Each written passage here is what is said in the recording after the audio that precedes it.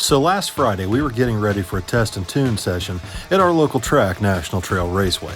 And we've got quite a bit of work to get done on the cars before we race this weekend at Magnolia. Billy and Tanner were working on a new exhaust system for Molly's Supra, a brand new 4-inch fart cannon exhaust that should be a lot less annoying than the hood exit it had before. Meanwhile, Tommy and Chevy had the Falcon pulled out in the yard to give it a bath after war in the woods. He and Allison both plan on making test passes in it tonight. While Tommy's getting the Falcon cleaned up, I wanted to bring Allison's Dart in the shop and go over a few things on it before we head to the track. The last time we had the Dart out, it had slowed down a couple tenths, so I want to take some jet out of the carburetor and see if the car picks up this evening. So I pulled the carburetor apart, dug into my ATM jet kit, and took 0.003 out of each jet to lean the air-fuel ratio out at wide open throttle. When I put the carburetor back together, I noticed that the floats were set a little high, so I lowered the float levels 2 or 3 flats and set the timing back at 39 degrees, before finally topping off a standalone with Fuel Factory FNOS racing gas. With the Dart ready to go, we turn our attention to Billy's 55, which has been plagued with wiring problems ever since the nitrous kit was installed, which left us stranded racing on motor the last time we had it out. I'm not going to say it. Jimmy, you've been on motor all day with the timing out of it. There it is. The red wire, the red butt connector should be attached to that purple. Old man's been telling me all day today. Oh no, bud, looks like it's on motor. I'm like, no, we're spraying it. We're over here pulling 9 degrees on motor going down. So you got the nitrous kit all figured out? Yeah. Gonna put a set of plugs in. We already put a new set of shocks in this thing, right? It's got a new set of Viking Crusaders in the front. These are 7s, these are 8s. I got 4 7s, 4 8s. Oh. While I was working on the Dart up in the front shop, I had Mark deliver a fresh set of plugs, but unfortunately one box was full of the incorrect heat range. So while we're waiting on another set of plugs to be delivered, I decided to jet the front of the carburetor down based on the plug readings that we had off the plugs we took out. We've been slowly working on the 55 as time allows, trying to make the car better and better. And one thing that it desperately needed was some better front shocks. So we're excited to see how the car reacts tonight with this brand new set of Viking Crusader dual adjustables on the front. While we're all busy working on the 55 out in the shop, Tommy and Allison are going over tune-ups for her first pass tonight in the Falcon. Allison's pretty excited about it, but Scrappy, not so much. Anyway, it was about that time that Thing 2 showed up with my spark plugs. What's the big idea you sending us 4 spark plugs in one heat range and 4 in the other? That's a Mark question. I did not pull with these. Well, I'm gonna get a hold of him. You do that. He'll tell you himself. That was all him, not me. After we got done putting the other set of spark plugs in the 55, we put the hood back on the Dart, and it was time to head to the track.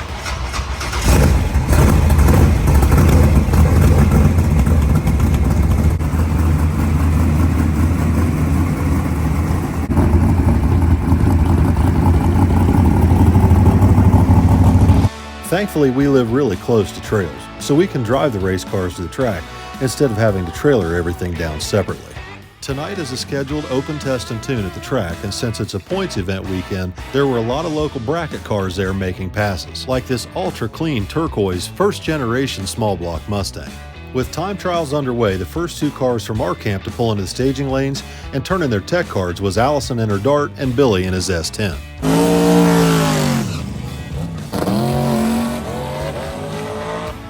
Billy was struggling with some problems with the S10, but the Dart made a nice A to B pass. Let it go. 11.6. Driving the Falcon has me all messed up.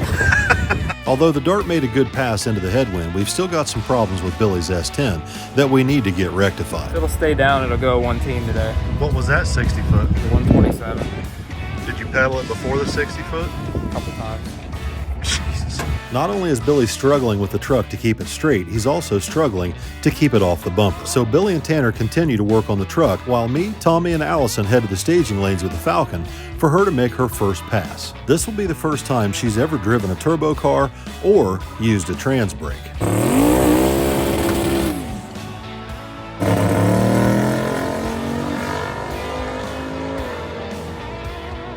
Tommy had intentionally turned the power down on the Falcon to keep it from wheeling and hopefully going faster than 580. I don't know what that was. It looked like a 570. It's about what I tried to do, I guess. Allison's first pass in the Falcon went 540 at 134 miles an hour.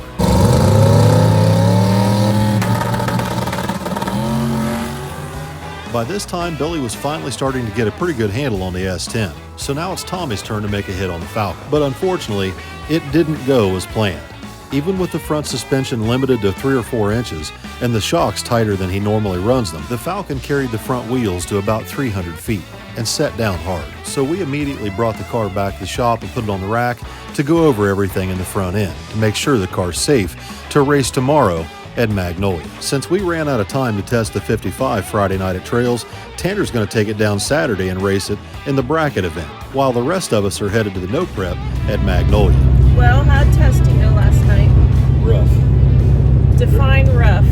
Define rough. Sometimes you go testing and you're hoping to find a way to go faster, and we did not do that.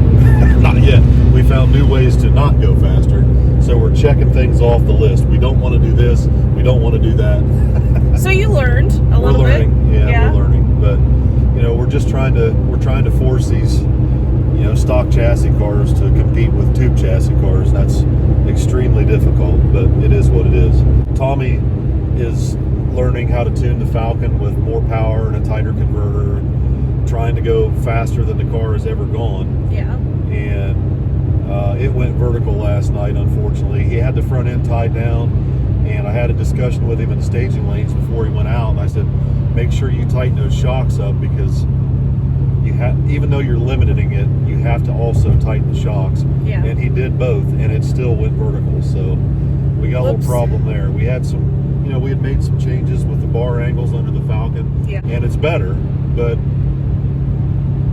now it's starting to try and power wheelie again as we throw more power to it. So it's a struggle to, you know, we're on a 28-10-5 tire, and you want to stick the tire, but if you stick the tire too hard and ramp the power in too fast, they power wheelie. The truck was having trouble with going left and going right and power wheeling, and then it ended up with a cracked spark plug, and it was missing, which it had a miss in it when we left War in the Woods, and that turned out to be a fuel injector. But last night it did something similar but not the same. Turned out to be a cracked spark plug. We fixed that.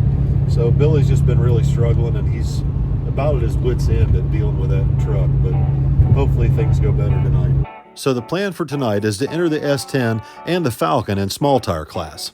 Now, this track we're going to is just north of a little town called Magnolia, Ohio, about 2 hours from our house. It's a nice local event close to home with a really laid-back atmosphere. However, the action here during no prep races is anything but laid back. Now, this track still hosts weekly bracket events, and the starting line tends to be pretty good. However, down track is a totally different story. The transition from the concrete starting line to the aging asphalt is very difficult, but that transition isn't the only thing to worry about. Not only is the asphalt portion of the track in pretty bad shape, the rubber that is down is very difficult to get a hold of. So obviously after the first 60 feet, power management and suspension setup is critical if you want to get to the finish line here first. And unfortunately for the boys, they drew first and second pair down.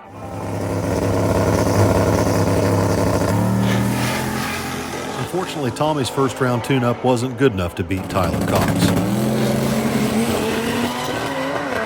Although Billy made one of the fastest passes off the trailer first round, the track was definitely tricky. You'll get to see all that on Street Racing Channel within the next day or so. But for right now, we're going to fast forward to Sunday, where we begin the next step of getting the air conditioning finished up here at the shop. What is happening out here? My AC pad. Nice. It'll have an 1.25 inch fall with an 8-foot span that way, so all the water will run downhill. Water running downhill is preferred. He wanted to play in his digger, so here we are. Yes. Oh, I think you're all better. Thank you. Typically, anytime Buckwheat is involved in a project with me, it involves a lot of cussing and arguing, and this time would be no different. You take my skid loader, go down there along the creek where all that dirt's dumped, and bring 2 or 3 bucket loads of dirt up here so I can place it around the other side. I suppose. I told you, another dad scenario. What'd you say? It's another dad scenario. A dad scenario? Yeah, we gotta operate every piece of equipment we own. Well, exactly where were you going to magically make all this dirt up here that you need? Scoop, dump, shovel, go home. Do you see how much dirt I've shoved up here? You're not going to move that shit by hand, not today. Maybe by the end of the week, and I need to It's done yesterday. Over here, dump it, and Where are you going to get it from? right where you're at. Well, he just fluffed it up for you. Go get me some dirt. In typical buckwheat fashion, he's trying to jippy-skippy this project and potentially leave me with an area that's impossible for me to mow. So I want to go ahead and get the dirt work and the grade work done first, before the concrete gets poured and the air conditioning unit gets set. So I had Buckwheat use the skid loader and bring me some dirt that I had stockpiled out back to fill in around these forms. While me and June Pup were busy pushing dirt, she kept getting smacked in the face by leaves and tree limbs. So I made an executive decision to take out a few trees that evidently Jeremy thinks we should have kept. Oh, hey! Scratching up my barn. Oh! Well, Yep, safety first around here. Yep. You married him. I was stuck with him. Once I managed to transplant a few of these trees, June Pup and I got back to work doing some finish grading and pushing the needed dirt up around Jeremy's concrete forms. I was being ever so careful, but that doesn't stop him from complaining. Here's the other shit messes I get involved in. Moron.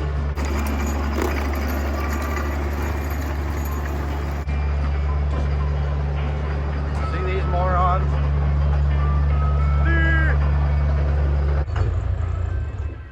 What the hell are you doing? Videoing something. He's out here filming and recording and running his pie hole, but I can't do anything with this back here after that air conditioning unit's set. So I wanted to get this dirt work done before the air conditioning unit gets set. That way we don't damage the air conditioning unit, ripping out trees and screwing around back here trying to move dirt around it, because it's pretty easy to bang into something with that excavator trying to move dirt. We got it done now though. So that brings us to Monday morning, and I went out to check in with Tanner to see how things went with the 55 over the weekend. Good morning, Steve-O. Morning. How are you today? Doing all right? Did you have a good weekend? Sure did. Went racing. Went racing. How'd the 55 do? It is the most consistent bracket car I've ever been in. What? Yes. How's that possible? I don't know. Loose converter and good carburetor tuning. Yeah. That thing's pretty on point. I mean, there might be a little left in it, but it's not too bad. Mm-hmm. Yeah, no, I wouldn't even touch it anymore. It's Billy said we're going to put a delay box in it, and we're just going to win everything. Yeah, that's what I'd like to do. I'd like to put a delay box in it and race Super Pro with it. Yeah, it's fun. So we're working on the Malibu this morning. This weekend is the Jack's Wax Street Madness thing, and I want to get this thing all cleaned up and get it serviced. Did you drain the oil out of it? Not yet. I started hopping on this wiring harness because it's the oil change is the easy thing for this thing. Oh. Trying to figure out why it did this to a wire all the way through the car when you turn the bottle heater on is what I'm trying to figure out. Well, so when I opened the trunk the other day, that wire was burnt in half. Mm-hmm. And I think it possibly shorted out where the wire comes up through the trunk floor. Yeah. Because it's right next to the nitrous line. Mm-hmm. And there was no grommet. Yeah. We need to redo that because I'd like to have a bottle heater. I don't like using a torch to heat my bottles. No, it's not fun.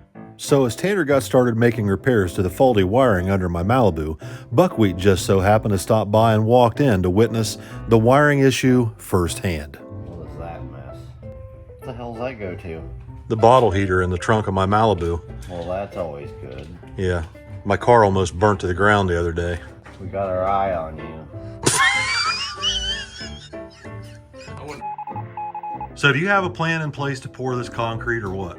Yeah, if you don't forms up any more than you already have. I didn't do anything. They're perfectly You fine. plugged to one side, you took a bucket, you caught the pin, pulled the whole form the other way, so everything I just did, I have to redo. With Oh, baloney, it's fine. No, it's not. You can't. That's why dirt guys aren't allowed around forms. That's why you do shovel work around the forms. You'd be doing shovel work for 6 years. No, I wouldn't. It'd be 5 minutes. Yeah, and then I'd have a half-assed pile of shit Some job. of us are sleek and not shaped like a beach ball. I'm gonna kick your ass. The next project we've got to work on is the brakes on the back of my dually, which started making a terrible noise when we were on our way to Magnolia last weekend. As soon as I started to hear them make noise, I immediately made a call to my maintenance engineer, who told me that the parts are already in stock down at A1. So I went down to pay Mark a visit. What are you doing now? Stuffing your face again? That's what I get paid to do. Where's Thing 2? He's at home sick. It's no wonder Mark pulls all his hair out. He can't get anybody to show up to work. And when you do show up, you're stuffing your pie hole. Bucko said he called about this stuff already. He said it's all here in stock. I said that as soon as he found out when he needed them, to give me about a half hour, and I'd get everything rounded up. That's exactly what I told him. He told me everything's here in stock. No, well, he wasn't listening. So you're going to send everything I need up to the shop? Yep. How soon? No, I would say within the next half hour. So after a wasted trip down to Mark's at Buckeye Lake, I come back with a partial parts list and find Junior back to work on Tojo's 4-inch fart pipe exhaust system. And about 35 minutes later, just as promised, my parts showed up at the shop. Are you going to be able to carry those? I'm a big tough strong girl, you watch this. Since my brake rotors and calipers probably weigh more than April does, I helped her bring them into the shop. Now listen, if these parts are wrong, you brought them. Did you pull them? I did not pull them, so you have to go and blame somebody else. Well, who pulled them? I don't know who the hell pulled them. I just brought them to you. After April dropped my parts off, I wanted to get busy moving gravel back to Buckwheat's construction zone behind the shop. But I also wanted to increase the parking area where Tony and Tess park their Subscursion and trailer. So I got out the tractor and the excavator and got started. I figure once I extend the parking area towards the creek 3 or 4 feet, I'll use excess gravel to cover it, and hopefully there'll be some left over to take back and put inside Jeremy's forms. It took me about an hour and a half to move the dirt, trim the trees, and get what appears to be an approval from the site manager. Since there's going to be one particular area along the creek that's going to be soft until all the fill settles, I set a big rock up there to keep people from driving into it. Then finally I scraped up just enough gravel to cover the new parking area along the creek before I moved Tony and Tess's Subscursion and trailer back into its parking spot. I was just about to start putting fill inside Jeremy's forms when I got a phone call from up at the body shop. Alright, so I got a 911 call from the body shop. A good news, bad news situation, I guess. I don't know what the bad news is, but I guess we're about to find out. I know they're working on my 55 Chevy, and I also know they're working on the Monte Carlo. I hope the bad news isn't about the 55 Chevy. Now, obviously, anytime you're working with aftermarket sheet metal, there's a chance that something's not going to fit right. And part of the deal with the 55 sheet metal is that I'm supposed to document how well the stuff fits or doesn't fit. And when I entered into this deal with Golden Star, I explained to them if something doesn't fit, I can't cover it up. I'll have to show it. So far, everything has fit the 55 really good, and the fiberglass hood fits really good on the Monte Carlo. But evidently when they went to mount the front bumper, that's when we ran into problems. I bought this outlaw style front bumper cover with lower valance from a guy down in Florida, and honestly it looks like a really nice piece. When you put it up to the front end of the car to match it up on the driver's side, it fits perfect. However, the passenger side, not so much. This new bumper cover is almost 1.5 inches too wide. To make this bumper cover fit the car, we'd have to cut it and section it, so rather than do all that, I made the executive decision to cut the apron off and graft it to the original stock GM bumper cover. So we think we've come up with a game plan for the Monte Carlo to fix that situation. Yes. I was praying to God that it wasn't bad news about Mom and Dad's 55. No. I've given you all the bad news you couldn't handle with this thing. So these parts are lining up pretty decent. You're pretty happy with them? I'm super happy with them. For aftermarket parts and panels, that usually something is not where it's supposed to be. Right. We're not running into that with this every time, because you work from one side to the other and you kind of work back, and you expect things to not be perfect, but just so you have a couple areas that you know are where they're supposed to be. But as we're moving back, everything is just spot on, lining up, boom, boom, boom, boom. So like the body mount holes, you said you're really happy with those? They're the exact size of the frame holes, and when it's sat where it's supposed to, they had no overlap whatsoever. It's exactly where it's supposed to be. Yep. So it's going to come out pretty decent when you're done. It's going to come out amazing. It's going to be really, And the quarter gaps are really nice when the trunk's down. I noticed that. It's going to be great. And he's not even quite, like, this is floppy and loose. Nothing is tacked in other than just a couple tacks up top. Yeah. But he's still fitting as he goes and moving things where they need to be. But everything so far is good. It's real good. That makes me happy. Yeah, me too. It's not like that Monte Carlo bumper I just brought you. Not quite. Not quite. Custom. Yeah, custom. Coming right up. So this brings us to Tuesday morning, and Buckwheat has made arrangements this morning to have concrete delivered for the AC unit pad behind the shop. However, he's in quite a foul mood after finding the forms have not been backfilled with gravel as I had promised him the day prior, especially after June Pup walked through the concrete as he was trying to finish it. I would have liked to seen him put some crash wrap on the side of the building to protect the siding from the concrete splashing. Since I failed to backfill inside his forms last night, he was in a mad rush to get some gravel put in the hole and prepare it before the concrete truck showed up. I found it kind of funny that he was complaining that I was tearing trees out yesterday, and I left the one tree that was giving him trouble while he's trying to finish the concrete. Well, Bucko, you've done a fine job. As usual. As usual. Yeah. Although you did not. What are you talking about? Sucks. The dirt guy sucks. Yeah. Really? Gravel in the hole this morning. I stopped by yesterday, no gravel in the hole. You got 3 feet of extra driveway over there. I've got sand back there where I was going to Put use. sand under concrete. Oh, it's just a slab. Nobody gives a shit. Yeah, well, when the AC comes unhooked from the pipe because it's shifting around in the wintertime. Oh, it is not. So what did you put in there? Gravel. Your driveway needs some gravel now. We do things once. Did you hear what he said? I wasn't. I just came. I was over here and I was like, all right, when you bring the sand around, I'll stand over here and I'll spread it out. And he comes around with a bucket of gravel and I'm like, well, he must have stole it from the driveway. Damn. Where did you get it from? Down there where the culvert is. Oh, sake. If it was left up to you, there'd be a freaking cliff right here and it would fall directly off 6 feet down and then the whole concrete would slide down the hill in 6 months if it wasn't for me. What did I do? What did I do for that? There's 2 piers dug in here, so the concrete goes down 2 foot to lock it in, so it ain't moving this way or that way. I did dig the holes. It ain't going nowhere, bud. Well, especially ain't going anywhere with my expert dirt work. Right. Plus, I wouldn't be able to mow back here, man. I can't even get around the damn... You gotta mow. Huh? You ain't mowing over here. There ain't no sunlight. It'll be a mud pit from here and now on. You see what I'm dealing with? It's brotherly love. You guys have known each other for your entire lives, so there's always Yes, he's bickering been to be annoying had. me for my entire life. It's always bickering to be had between you two. You gonna write your name in it? Put your little paw print in there? Your dog already did that. Well, that's par for the course around here. That's great. Hey, it looks great. Plunk, plunk, plunk, plunk, plunk. Well, June Pup didn't realize it wasn't solid. They say the dogs are a lot like their owners. I believe it. Well, now that you've made a mess out of my machine, I better go get that cleaned up before it dries in the bucket. Made a mess out of it. Look at it. That thing's the biggest pile of complicated, maintained pile I've ever seen in my life. It makes mine look like a Cadillac, and it's made out of 3 loaders. You know what you should do is take that up with the guy that does the maintenance on my equipment. There is no maintenance on your equipment. That thing is. That's because you're supposed to do it, and you never do. Is so low on it that even when the Oh, glow plugs are wet, baloney. it still don't want to start half the time. Buckwheat's in a real fine mood this morning. Got some extra concrete there. Oh, yeah. Where are we gonna put that? In Buckwheat's truck. I've got an idea where to put it. With the concrete work finished, it was time to clean up tools and clean up my skid steer. And after dealing with Buckwheat this morning, Tanner and I decided to go get lunch or go to the bar, one or the other.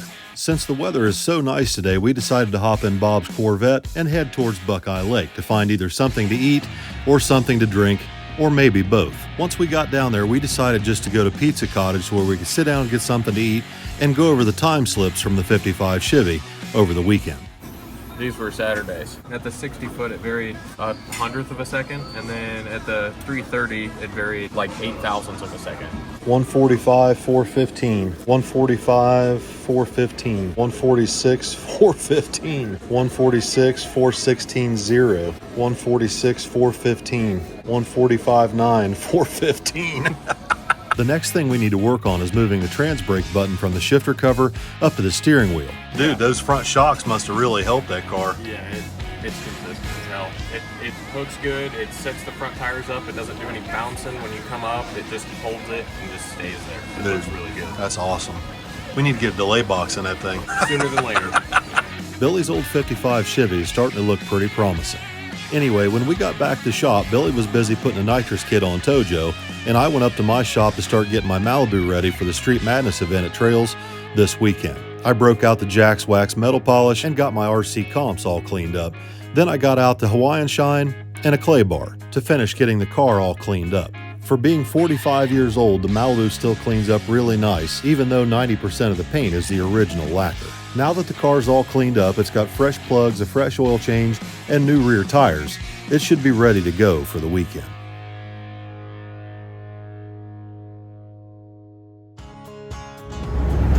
Alright everybody, it is Wednesday. Today I'm going into Granville to have lunch with Jack Miner from Jack's Wax at Elms Pizza, and kind of a neat place, neat story. The Elms Pizza Parlor in Granville used to be a Chevrolet dealership, and the inside of the pizza shop is decorated with a lot of really cool history.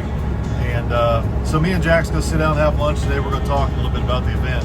Pretty excited because there's a lot of people coming. It's gonna be a good time. As I made my way up to Granville, I was wondering what Jack would be driving today. And evidently it's Corvette day.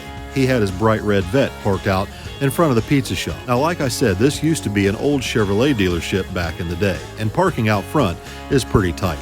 So I decided to park in the lot out back where a 60-year-old pickup without power steering is a little bit easier to maneuver. The same family that used to own the Chevrolet dealership now own and operate the pizza shop, and they're big Corvette fans. So they were having a Corvette discussion while Jack ordered some pizza for us for lunch. There's an awful lot of Granville history displayed on the walls inside the pizza shop, and some things are different, but other things still look quite the same. We hung out in the pizza shop for about an hour or so and waited for Billy and Molly to show up, and then after we finished our lunch, we all came back to my house so Jack could check out the new shop. Although it's not quite done yet, we've gotten a lot done since the last time Jack was here. While Vicky and I were showing him around the shop, Billy went back and got busy trying to get the nitrous kit finished up on Molly's Super. While he's busy working on that in the back shop, up front, Tanner and Jeremy are working on the brakes on the back of my old dually. Well, I got my use out of them.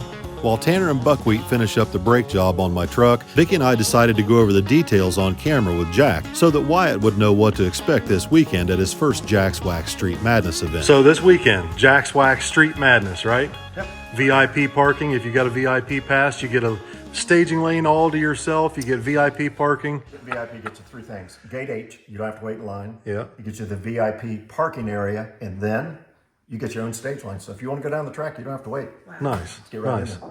Are those already sold out? Yeah, we pre-sold them right out this They're year. all gone. Well, so you're shit out of luck if you're learning about it now.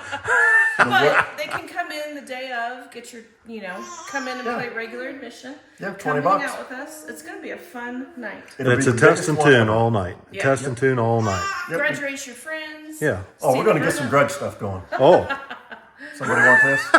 So, yeah, I got to bring Burnout contest. The burnout Burnout contest. contest is the highlight. That'll be at I about might 8 even- o'clock. I think I might even throw some t-shirts into the stands for that deal. I've got to remember to bring the t-shirt launcher. Me and Jimmy Dale, we're shooting shirts into the crowd. That's fine. Yeah. So it's going to be a great time. We'll have the merch tent set up. You guys will have your merch tent We set up. will. Like, there's so much to do and see, and food trucks and stuff. Like, Food trucks will be there. all kinds of stuff. So come hang out. It's going to be nice, and it goes all night long. And Jack's doing autographs at the autograph station there, right? Nobody wants my autograph. I'll tell you what, I'll autograph that losing ticket when I hit your ass. Hurry up, numbnuts.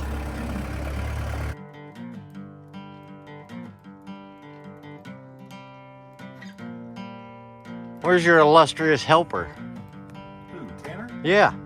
He doesn't start till 10. 10? Yeah, sometimes not them either. Well, I hope you put that pad in the right spot. It's in the spot. It's fine. Well, they said now it's going to have to sit clear to one side. That's when I put the extra. The pad only had to be 3 by 5. It's 8 by 8. Well, we could have saved a lot of money in concrete if you would have just put the damn thing in the right spot instead of just pouring a hellacious concrete pad. Well, who wants to come over here and work on this thing standing in the mud? There ain't going to be any mud. It's going to be grass. There wasn't grass here before. Yes, there was. This building's been up here for a while. There wasn't a blade of grass back here. There's some weeds. Well, it's 10 o'clock. Where's your minion? He just texted me. He's running behind. Oh, really?